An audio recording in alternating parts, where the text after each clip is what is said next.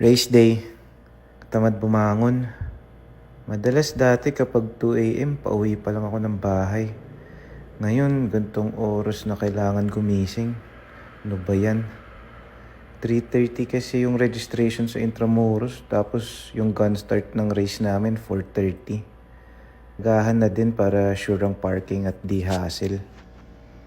Pagdating dun, kuha ng race kits, bihis, tas puro ungasan na habang naghihintay.